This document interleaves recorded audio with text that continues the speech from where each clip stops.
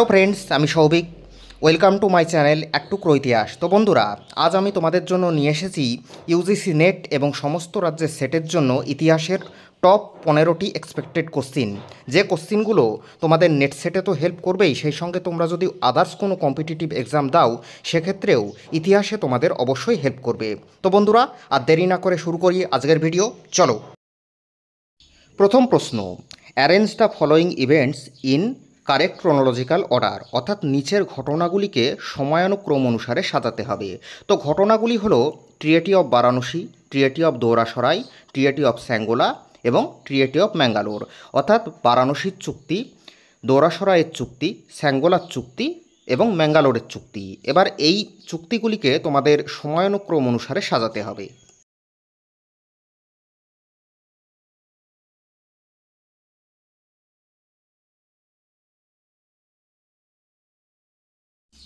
তো এই প্রশ্নের সঠিক উত্তর হবে অপশন এ, অর্থাৎ 2, 3, 1 এবং 4। অর্থাৎ প্রথমে হবে দৌরাসরাইয়ের চুক্তি, যেটা হয়েছিল 1738 সালে মারাঠা পেশোয়া প্রথম বাজিরাও এবং হায়দ্রাবাদের নিজামের মধ্যে। তারপরে হবে 3, অর্থাৎ স্যাঙ্গোলার চুক্তি, যেটা হয়েছিল মারাঠা ছত্রপতি রামরাজা এবং পেশোয়া বালাজি বাজিরাওয়ের মধ্যে। তারপরে হবে বারাণসীর চুক্তি, যেটা হয়েছিল 1773 সালে অযোধ্যার নবাব সুজাউদ্দৌলা ও ইংরেজ ইস্ট ইন্ডিয়া কোম্পানির মধ্যে। এবং সব লাস্টে হবে ম্যাঙ্গালোরের চুক্তি, যেটা হয়েছিল 1784 সালে টিপু সুলতান ও ইংরেজ ইস্ট ইন্ডিয়া কোম্পানির মধ্যে, এবং এই চুক্তির দ্বারা দ্বিতীয় ইঙ্গ মহীশূর যুদ্ধ শেষ হয়েছিল। Next question, consider the following statements. এখানে দেখো দুটো স্টেটমেন্ট রয়েছে। প্রথম স্টেটমেন্ট হলো Homo habilis was the human spices who used fire at first, অর্থাৎ হোমো হাবিলিস হলো প্রথম মানব প্রজাতি যারা আগুনের ব্যবহার করেছিল। দ্বিতীয় স্টেটমেন্ট কি আছে? The geographical range of homo erectus was from Africa in the west to China in the east, অর্থাৎ হোমো ইরেক্টাস নামে যে মানব প্রজাতি, আদিম মানবের যে প্রজাতি, তাদের ভৌগোলিক বিস্তৃতি পশ্চিমে আফ্রিকা থেকে পূর্বে চীন পর্যন্ত বিস্তৃত ছিল। এবার এই দুটো স্টেটমেন্ট বিচার করে তোমাদের উত্তর দিতে হবে যে দুটো স্টেটমেন্ট সঠিক নাকি দুটো স্টেটমেন্ট ভুল, নাকি প্রথম স্টেটমেন্ট সঠিক দ্বিতীয় স্টেটমেন্টটা ভুল, নাকি প্রথম স্টেটমেন্ট ভুল দ্বিতীয় স্টেটমেন্টটা সঠিক।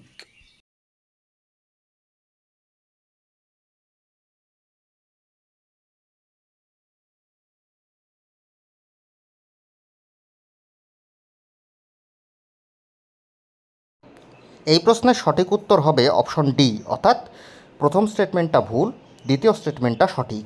দেখো, হোমো হাবিলিস প্রজাতি কিন্তু প্রথম আগুনের ব্যবহার করেনি। প্রথম আগুনের ব্যবহার শিখেছিল আদিম মানবের যে প্রজাতিটি, তার নাম হোমো ইরেক্টাস। আর দ্বিতীয় স্টেটমেন্ট যেটা রয়েছে সেটা একদম সঠিক, অর্থাৎ হোমো ইরেক্টাসদের বিচরণ ক্ষেত্র পশ্চিমে আফ্রিকা থেকে পূর্বে চীন পর্যন্ত বিস্তৃত ছিল। সুতরাং এই প্রশ্নের সঠিক উত্তর হবে অপশন ডি। পরবর্তী প্রশ্ন, during the reign of which sultan of Delhi Afghans were appointed in the military service of Delhi sultanate at first, অর্থাৎ দিল্লির কোন সুলতানের রাজত্বকালে সর্বপ্রথম আফগানদের দিল্লি সুলতানি সাম্রাজ্যের মিলিটারি সার্ভিসে নিযুক্ত করা হয়েছিল? অপশনগুলো হলো নাসিরউদ্দিন মাহমুদ শাহ, গিয়াসউদ্দিন বলবন, আলাউদ্দিন খলজি এবং মোহাম্মদ বিন তুগলক।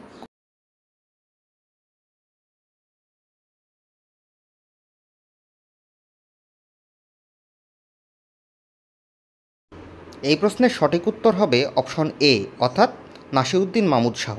সুলতান নাসিরউদ্দিন মাহমুদ শাহের রাজত্বকালে সর্বপ্রথম আফগানদের দিল্লি সুলতানি সাম্রাজ্যের সেনাবাহিনীতে সৈনিক হিসাবে নিযুক্ত করা হয়। পরবর্তীকালে সুলতান গিয়াসউদ্দিন বলবন আরও বিপুল সংখ্যায় আফগানদের সুলতানি সেনাবাহিনীতে নিযুক্ত করেছিলেন। পরের প্রশ্ন, to which of following rulers Samudragupta did not follow the গ্রহণ পরিমোক্ষ পলিসি, অর্থাৎ নিচের কোন শাসকের প্রতি সমুদ্রগুপ্ত গ্রহণ পরিমোক্ষ নীতি অনুসরণ করেননি? অপশন হলো এ ব্যাঘ্ররাজ, বি হস্তিবর্মন, সি চন্দ্রবর্মন এবং ডি নীলরাজ।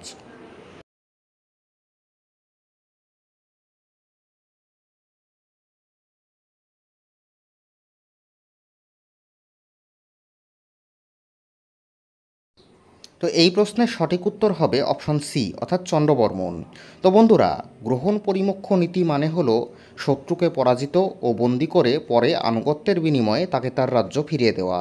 এবং আমরা জানি যে সমুদ্রগুপ্ত দক্ষিণ ভারতের রাজাদের ক্ষেত্রেই এই গ্রহণ পরিমোক্ষ নীতি অনুসরণ করেছিলেন, উত্তর ভারতের রাজাদের ক্ষেত্রে নয়। এবং এই প্রশ্নের অপশনগুলির মধ্যে একমাত্র চন্দ্রবর্মনই ছিলেন উত্তর ভারতের রাজা, অর্থাৎ সমুদ্রগুপ্ত তার ক্ষেত্রে এই গ্রহণ পরিমোক্ষ নীতি অনুসরণ করেননি। তিনি চন্দ্রবর্মনকে যুদ্ধে পরাজিত করে সরাসরি তার রাজ্য গুপ্ত সাম্রাজ্যের মধ্যে অন্তর্ভুক্ত করেছিলেন। সেই কারণে অপশন সি হবে এই প্রশ্নের সঠিক উত্তর। পরবর্তী প্রশ্ন, হোয়াট ওয়াজ প্রেক্ষাবেতন, অর্থাৎ প্রেক্ষাবেতন বলতে কি বোঝায়? A, salary of the soldiers of Mauryan army, Maurya সেনাবাহিনীর সৈনিকদের বেতনকে প্রেক্ষাবেতন বলে। B, divided of sea traders in post Mauryan period, মৌর্যোত্তর যুগের সমুদ্র বণিকদের লভ্যাংশকে প্রেক্ষাবেতন বলা হতো। C, a style of drama in Gupta period, Gupta যুগের একটি নাট্যশৈলীকে প্রেক্ষাবেতন বলা হতো। নাকি tax on entertainment in Mauryan period, অর্থাৎ মৌর্য যুগে বিনোদনের ওপর করকে প্রেক্ষাবেতন বলা হতো। এর মধ্যে কোনটা উত্তর হবে?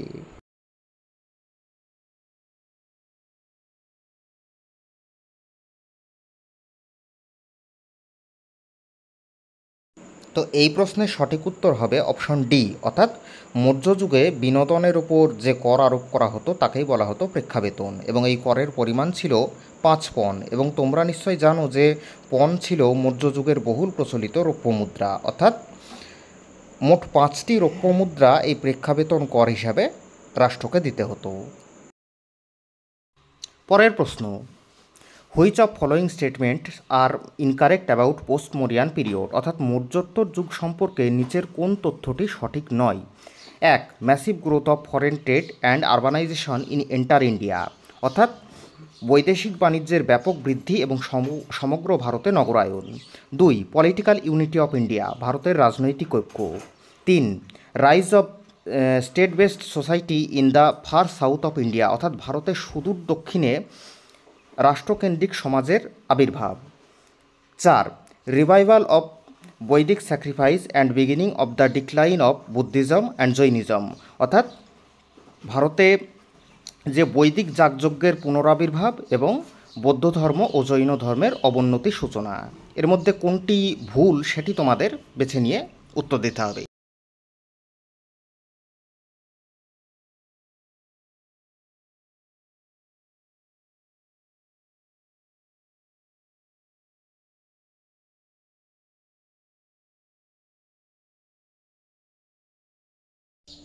এই প্রশ্নের সঠিক উত্তর হবে অপশন বি, অর্থাৎ 2 এবং 4 নম্বর স্টেটমেন্টটি এখানে মৌর্যোত্তর যুগ সম্পর্কে সঠিক নয়। কেন সঠিক নয়? কারণ তোমরা দেখবে যে 2 নম্বর স্টেটমেন্টে বলা আছে যে পলিটিক্যাল ইউনিটি অফ ইন্ডিয়া, কিন্তু দেখো মৌর্যোত্তর যুগে ভারতে কিন্তু রাজনৈতিক ঐক্য ছিল না। এ সময় ভারতের বিভিন্ন অঞ্চলে বিভিন্ন আঞ্চলিক রাজ্যের প্রতিষ্ঠা হয়েছিল।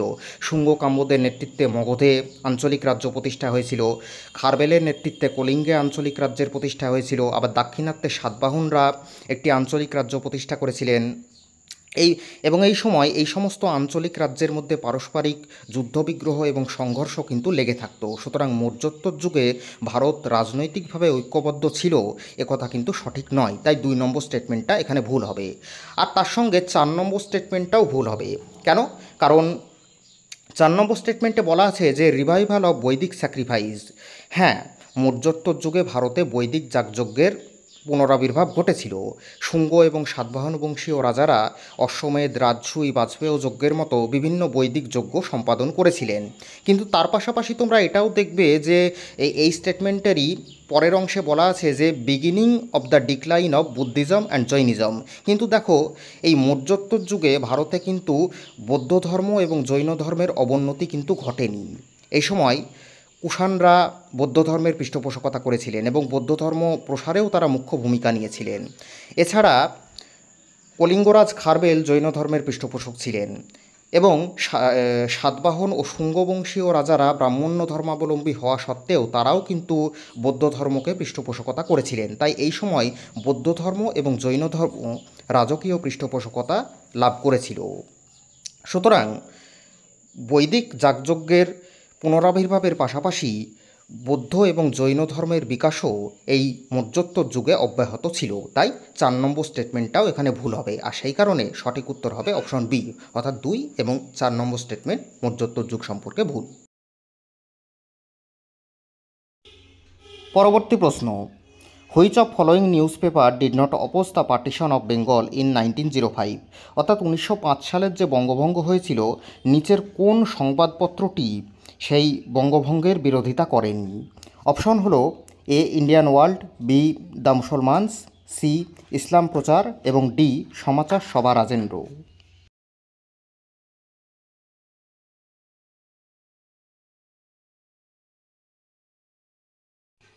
এই প্রশ্নের সঠিক উত্তর হবে অপশন ডি, অর্থাৎ সমাচার সভা রাজেন্দ্র।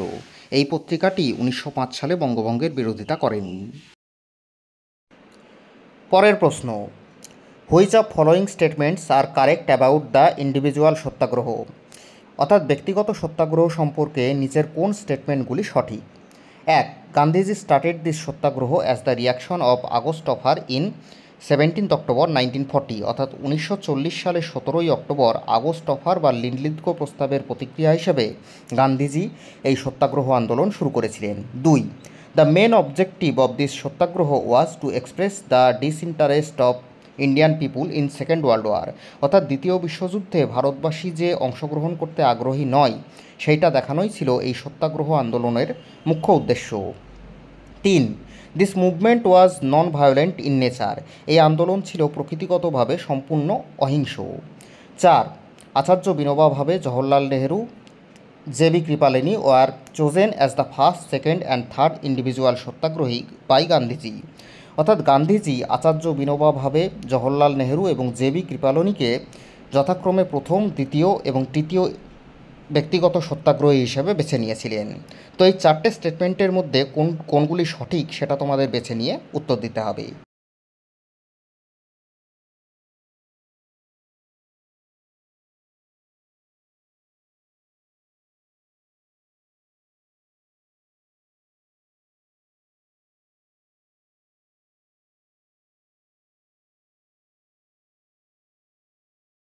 এই প্রশ্নের সঠিক উত্তর হবে অপশন এ, অর্থাৎ 1, 2 এবং 3 নম্বর স্টেটমেন্ট এই ব্যক্তিগত সত্যাগ্রহ সম্পর্কে সঠিক। 1 নম্বর স্টেটমেন্টে বলা হয়েছে যে গান্ধীজি আগস্ট অফার বা লিন্ডলিথগো প্রস্তাবের প্রতিক্রিয়া হিসেবে এই আন্দোলন শুরু করেছিলেন। হ্যাঁ, এটা একদম সঠিক। 2 নম্বর স্টেটমেন্টে বলা আছে যে ভারতবাসী যে দ্বিতীয় বিশ্বযুদ্ধে ব্রিটিশ সরকারের হয়ে অংশগ্রহণ করতে আগ্রহী নয় সেটা দেখানোই ছিল এই আন্দোলনের মুখ্য উদ্দেশ্য, এটাও একদম সঠিক। এবং 3 নম্বরে বলা হয়েছে যে এই আন্দোলন ছিল প্রকৃতিগতভাবে সম্পূর্ণ অহিংস, এটাও একদম সঠিক। কিন্তু 4 নম্বর স্টেটমেন্টে বলা হয়েছে যে আচার্য বিনোবা ভাবে, জওহরলাল নেহেরু, জে.বি. কৃপালিনীকে গান্ধীজি প্রথম, দ্বিতীয় ও তৃতীয় ব্যক্তিগত সত্যাগ্রহী হিসাবে বেছে নিয়েছিলেন। এই তথ্যটি সঠিক নয়, কেননা জে.বি. কৃপালিনী নয়, ব্রহ্মদত্তকে গান্ধীজি তৃতীয় ব্যক্তিগত সত্যাগ্রহী হিসাবে বেছে নেন। সেই কারণে 4 নম্বর স্টেটমেন্টটি ভুল হবে এবং আমাদের এখানে সঠিক উত্তর হবে অপশন এ, অর্থাৎ 1, 2 এবং 3 নম্বর স্টেটমেন্টটি ব্যক্তিগত সত্যাগ্রহ সম্পর্কে সঠিক। পরের প্রশ্নে তোমাদের লিস্ট 1-এর সঙ্গে লিস্ট 2 ম্যাচ করতে হবে। লিস্ট 1-এ দেখো রয়েছে সুফি সন্তদের নাম এবং লিস্ট 2-তে রয়েছে সুফি সিলসিলাগুলির নাম যেগুলির সঙ্গে এই সমস্ত সুফি সন্তরা যুক্ত ছিলেন। সুফি সন্তদের মধ্যে রয়েছেন শেখ সদরুদ্দিন আরিফ, শেখ মোহাম্মদ গজ গোয়ালিয়রি, বুরহানুদ্দিন গরিব এবং খাজা বাকি বিল্লাহ। এবং সুফি সিলসিলাগুলির মধ্যে রয়েছে সত্তারি সিলসিলা, চিস্তি সিলসিলা, নকশবন্দি সিলসিলা এবং সোহরাওয়ার্দী সিলসিলা। এবার নিচে দেওয়া কোডটির সাহায্যে তোমাদের সঠিক উত্তর কোনটা হবে সেটা নির্বাচন করতে হবে।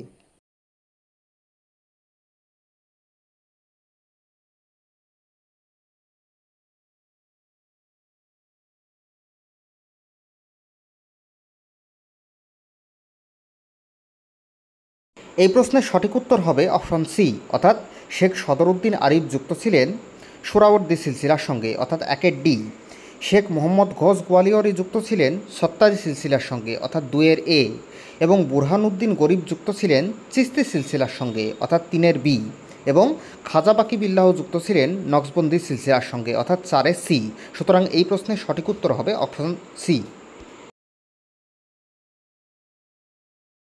পরবর্তী প্রশ্ন, which of following sacrifice was done to include non Aryans into Aryan society in later Vedic age, অর্থাৎ পরবর্তী বৈদিক যুগে অনার্যদের আর্য সমাজের অন্তর্ভুক্ত করার জন্য কোন যজ্ঞ করা হতো? Option A Agnishtoma, B Agnichayana, C Chandrayana এবং ডি ব্রাত্যষ্টম।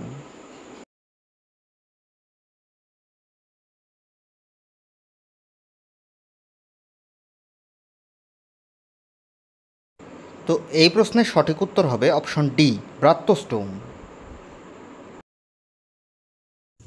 পরের প্রশ্ন, which of following Indian ruler was able to defend his kingdom successfully from the invasion of sultan Mahmud of Ghazni, অর্থাৎ নিম্নোক্ত কোন ভারতীয় রাজা সুলতান মাহমুদের আক্রমণ থেকে তার রাজ্যকে সফলভাবে রক্ষা করতে পেরেছিলেন?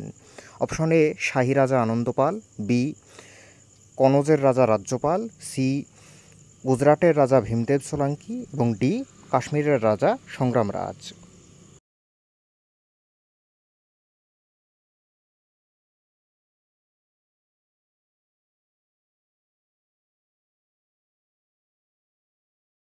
তো এই প্রশ্নের সঠিক উত্তর হবে অপশন ডি, অর্থাৎ কাশ্মীরের রাজা সংগ্রামরাজ, যিনি সুলতান মাহমুদের আক্রমণ থেকে তার রাজ্যকে সাফল্যের সঙ্গে রক্ষা করতে সক্ষম হয়েছিলেন। সংগ্রামরাজ ছিলেন কাশ্মীরের লোহার রাজবংশের প্রতিষ্ঠাতা এবং তার রাজত্বকালে 1015 এবং 1021 খ্রিস্টাব্দে সুলতান মাহমুদ মোট দুবার কাশ্মীর আক্রমণ করেছিলেন, কিন্তু দুবারই সংগ্রামরাজ তার আক্রমণ প্রতিহত করতে সফল হয়েছিলেন। পরের প্রশ্ন, which of following statements are correct about Sher Shah Suri, অর্থাৎ শেরশাহ ও সুরি সম্পর্কে নিচের কোন স্টেটমেন্টগুলি সঠিক? এক, শেরশাহ ডিভাইডেড বেঙ্গল ইন্টু 47 সরকার, অর্থাৎ শেরশাহ বাংলাকে মোট 47টি সরকারে বিভক্ত করেছিলেন। দুই, munsifi munsifan was responsible to maintain law and order in sarkar, সরকারে মুন্সেফি মুন্সিফান আইন শৃঙ্খলা রক্ষার দায়িত্বে ছিলেন। তিন, Sher Shah divided all lands of his empire into 3 categories of good, medium and bad to determine revenue, Sher Shah রাজস্ব নির্ধারণ করার জন্য তার সাম্রাজ্যের সমস্ত জমিকে উত্তম, মধ্যম এবং নিকৃষ্ট এই 3 শ্রেণীতে বিভক্ত করেছিলেন। চার, he collected 33% of agricultural production as land revenue from good category lands only, তিনি শুধুমাত্র উত্তম মানের জমিগুলি থেকে উৎপাদিত ফসলের 33% ভূমি রাজস্ব হিসাবে গ্রহণ করতেন। এবার নিচের কোডগুলির মাধ্যমে তোমাদের উত্তর দিতে হবে কোনটি সঠিক। স্টেটমেন্টটি সঠিক নাকি শুধুমাত্র 1, 2, 3 সঠিক, নাকি শুধুমাত্র 2 এবং 4 সঠিক, নাকি 1 এবং 3 সঠিক?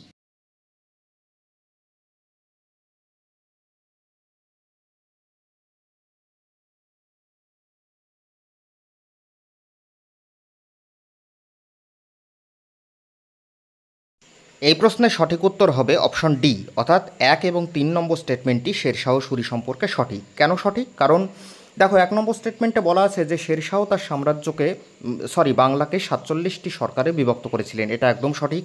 এবং 3 নম্বর স্টেটমেন্টে বলা আছে যে শেরশাহ রাজস্ব নির্ধারণ করার জন্য তার সাম্রাজ্যের সমস্ত জমিকে উত্তম, মধ্যম এবং নিকৃষ্ট এই 3টে ক্যাটাগরিতে ভাগ করেছিলেন, এটাও একদম সঠিক। কিন্তু 2 এবং 4 নম্বর স্টেটমেন্টটি শেরশাহ সম্পর্কে সঠিক নয়। কেন সঠিক নয়? কারণ দেখো, 2 নম্বর স্টেটমেন্টে বলা আছে যে সরকারের আইন শৃঙ্খলা রক্ষার দায়িত্ব ছিল মুন্সেফি মুন্সিফানের উপরে, না, মুন্সেফি মুন্সিফানের উপরে বিচার সংক্রান্ত দায়িত্ব ছিল এবং আইন শৃঙ্খলা রক্ষার দায়িত্ব ছিল শিকদারি শিকদারানের উপরে। এবং 4 নম্বর স্টেটমেন্টে বলা আছে যে শেরশাহ শুধুমাত্র উত্তম মানের জমিগুলি থেকে উৎপাদিত ফসলের 33% রাজস্ব হিসাবে গ্রহণ করতেন, এটা একদম ভুল। শেরশাহ উত্তম, মধ্যম এবং নিকৃষ্ট 3 ক্যাটাগরির জমি থেকেই উৎপাদিত ফসলের 33% ভূমি রাজস্ব হিসাবে গ্রহণ করতেন। এই কারণে অপশন ডি আমাদের সঠিক উত্তর, অর্থাৎ 1 এবং 3 নম্বর স্টেটমেন্টটি শেরশাহ সম্পর্কে সঠিক। পরের প্রশ্ন, which of following books was not written by Jyotiba Phule, অর্থাৎ নিম্নোক্ত গ্রন্থগুলির মধ্যে কোনটি জ্যোতিবা ফুলের লেখা নয়? অপশনগুলি হলো A rise of Maratha power, B life of শিবাজি, সি গুলামগিরি এবং ডি ধর্ম তৃতীয় রত্ন।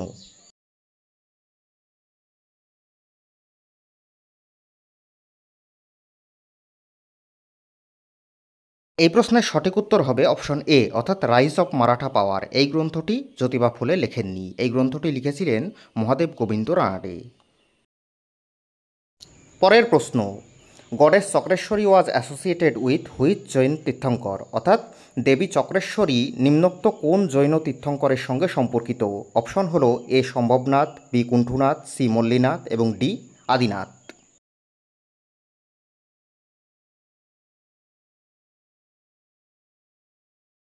এই প্রশ্নের সঠিক উত্তর হবে অপশন ডি অর্থাৎ আদিনাথ। এবং তোমরা সকলেই জানো যে আদিনাথ প্রথম জৈন তীর্থঙ্কর ঋষভদেবেরই অপর নাম, সুতরাং আদিনাথ বা ঋষভদেবের সঙ্গে সম্পর্কিত ছিলেন দেবী চক্রেশ্বরী। আজকের আমাদের শেষ প্রশ্ন যে what was Manaram in ancient India, অর্থাৎ প্রাচীন ভারতে মানারাম বলতে কী বোঝানো হতো? অপশনগুলি হলো A unit of Chola army, Chola সেনাবাহিনীর একটি অংশ, B a form of Telugu poetry, Telugu কাব্যের একটি রূপ, C king's judicial court in Sangam period, Sangam যুগে রাজার বিচারালয়, এবং D a type of tax of Chalukya kingdom, Chalukya রাজ্যে প্রচলিত এক ধরনের কর।